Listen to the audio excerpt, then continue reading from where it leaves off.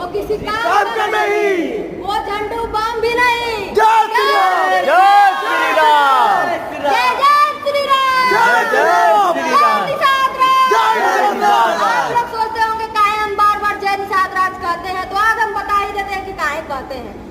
महाराज गोहराज निषाद जी के वंशज हैं हम लोग, और हमारे प्रभु श्री राम जी जो हैं महाराज गोहराज निषाद जी के परम मित्र हैं।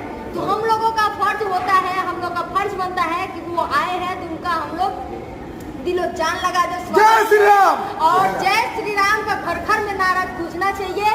और दीपावली आज के बाद साल में 2 बार मनाई जाएगी, क्योंकि एक बार जब प्रभु श्री राम जी लंका पर विजय प्राप्त किए थे तब आए थे, तब दीपावली मनाई गई थी। और आज प्रभु श्री राम जी अपने खुद के कुटिया, अपने खुद के भवन में आए हैं, तब दीपावली मनाई जाएगी। क्योंकि 500 साल के वर्षों तक